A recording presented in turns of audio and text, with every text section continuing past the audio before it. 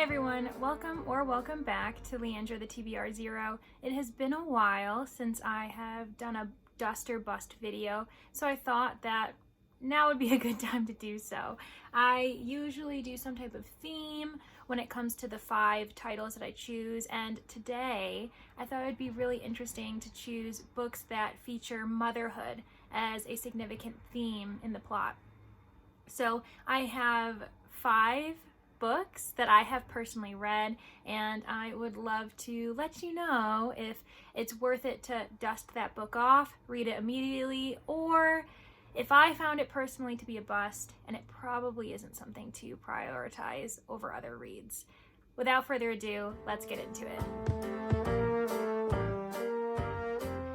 The first book that I'm going to discuss within the realms of motherhood is The School for Good Mothers by Jessamine Chan. This book just came out January 2022. It's only been on the shelves for a few months, and it was actually one of my pre-orders for the year. And was it worth it? Yes, it was worth it. Now, our main character, Frida, she does something that's questionable that potentially threatens her child's well-being, and so she ends up losing custody of her child temporarily, and the court pretty much says if you ever want to see your child again, potentially be able to interact with her, then you have to participate in this program. And they offer it as a choice, but obviously when you're a mother who is desperately trying to see your child again and make up for past mistakes, there really isn't an option. So she ends up signing up for the program. It's a year long, and there's such a diversity in motherhood that is described. We have younger mothers, older mothers, mothers who either were divorced, single when they were pregnant, or maybe they are like of the LGBT plus community. We also have women from different racial demographics in this book. The only thing that I think this book was missing was the perspective of the adoptive mother. So women who choose to adopt their children versus having children biologically. And I really wish that that occurred in this book, because it would be so pivotal. I think not only is it important to include that voice into the discussion of motherhood, since it often is neglected, but especially in this book, which is, I haven't said yet, it's a sci-fi futuristic society type of setting, and these women have to face a very unique situation within the year that they're here in this facility, and it has to do with a certain advanced technology that really freaks most of them out, and it's really eerie at times, but it's also endearing. I can't really explain too much more. I almost don't want to, but yeah, so I really enjoyed this book. I'm pretty sure I gave it 5 stars. And if I didn't, I was insane. Even though it is missing a voice I would have liked to hear. So when it comes to bust it or dust it, highly, highly recommend that you dust it off and read The School for Good Mothers as soon as possible. The second book that I am going to mention is probably more likely on your shelves since it has been out for some years, and that is Liane Moriarty's Truly Madly Guilty. I no longer have a copy of this book since I did give it to a friend, but I'll make sure to put a graphic to the side. And for this book, when it comes to bust it or dust it, I think it depends on what you're looking for, because this is a mystery, of course, because it is a Liane Moriarty book. And if you're not familiar with who she is, she wrote Big Little Lies, 9 Perfect Strangers. Both of those, I believe, have been adapted on streaming services. So if you've not heard of her or her books, but you've heard of those TV shows, then you'll kind of get a gist of what she writes, which is mysteries that focus heavily on psychological tension. So with Truly Madly Guilty, we have 2 women who've grown up together since childhood. One seems to have grown up in the perfect family, at least the traditionally perfect family unit, whereas the other one, she was raised by her mother alone, and her mother suffers from hoarding. And there's this tension between these two women, even though they're close friends. It seems as if the one is always more grateful, while the other one, obviously the one in the ideal family childhood situation, she feels as if she's kind of doing a kindness. It's actually really kind of insulting because I think that that's a fear that a lot of people have in certain friendships, wondering if someone else is just being kind and it's a one-side friendship kind of deal. While they all come over to the one woman who has children's house, they're having a barbecue, the neighbors come over, which is another perspective we get because that's another family that's a bit non-traditional. So these three couples and then various children are involved, and an incident happens.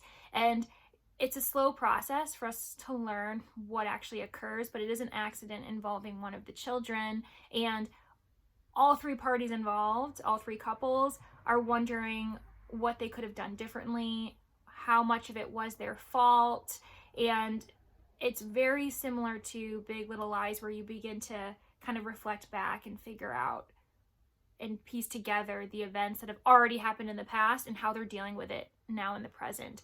Now, I think that if it's going to be a bust or dust situation, you could probably see it as a bust and just read other titles for the time being.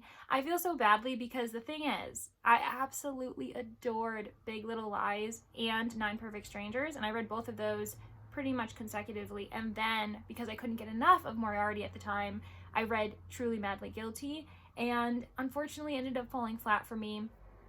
I really did appreciate the dynamic between the women, mainly in how they viewed their own childhood in respect to their own mothers, and then as well as how they're approaching motherhood themselves. So I do think it's super interesting. It's just that when it comes to the mystery genre, usually it's the mystery that is meant to be the most compelling thing, and I didn't think it came up to snuff, just because, I don't know, it's really hard to explain because, again, I don't want to give anything away if you do choose to read the book, but I felt that it wasn't as complex, and the reveal in the end of what happened was not as bad as I thought it was going to be, which sounds so bad that I wanted it to be more horrific, but I just didn't think that. I think that there was too much hype. I think if it was not deemed to be as horrific as it was, then I would have accepted the story as it is. But because, you're trying to compel the reader to keep reading, you're making it super secretive, and then it's like, oh, okay. Like, it's still a serious thing that happened, but I just didn't think I thought it was gonna be more traumatizing. So anyway, when it comes to Truly Madly Guilty by Liane Moriarty, it was a bust for me. But I would love to hear anyone else's thoughts, if they adored it, and if they think that it's a really brilliant book to read if you're interested in motherhood as a theme.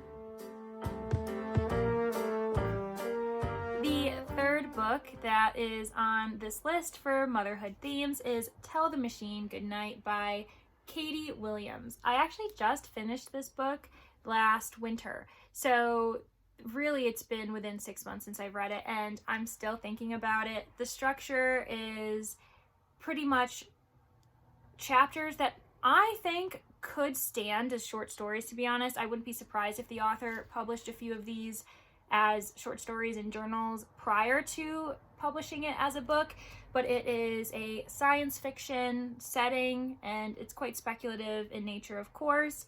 But basically, in this futuristic world, there is a machine that can tell you what actions you may need to take to become happier. They could be as simple as adopt a dog or eat more honey. But they also could be super serious.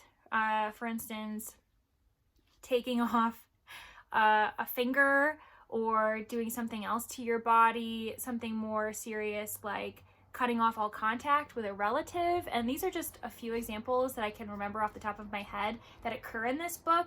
So you can tell how crazy it becomes, especially when you see which characters decide to follow the advice of this machine in which characters choose not to. But the main character we predominantly follow. We don't always follow her perspective, but we follow Opal. No, oh no! Her name's Pearl. I got the wrong gem. But anyway, so her name's Pearl, and her job is to handle this machine and basically tell people how to become happier. And it's interesting because then we get an insight into her life, and she's struggling a great deal, as is her ex-husband, because their son is suffering from an eating disorder. And they're constantly worrying about him. He's on the road to recovery at this moment, but of course he's had relapses in the past. And it's a very delicate situation when you have a fellow family member who's dealing with something and you don't really know how to show your support and ensure that they are doing the best they can for themselves without, I guess, making the relationship harder. So we follow her perspective. We also follow her son's perspective, which was super interesting to see because it is first person, if I remember correctly. So you really do get to see insights in what has led to this eating disorder and why he felt the need not to necessarily help himself sometimes. We also have a perspective from a very interesting superstar, which if you've read Something New Under the Sun by Alexandra Kleeman, she does this as well. And I kind of love that when it comes to futuristic settings, we always have some type of celebrity, young woman or any other type of character in the book, because I think it's also very believable since we are moving into an age where there are so many influencers and young entertainers basically running their own personal business, and that business is selling themselves to the public. I think it's super compelling.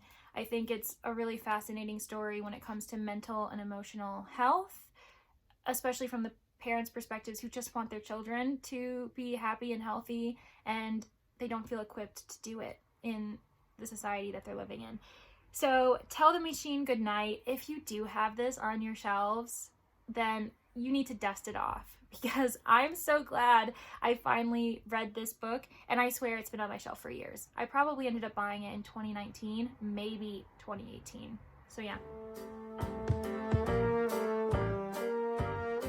The fourth book that is on this list is The Awakening by Kate Chopin, and this is a classic. I think a lot of people have read this in school. It's interesting because I had to read this in one of my grad classes, and actually I had read it previously when I was 16 in high school for one of my English courses.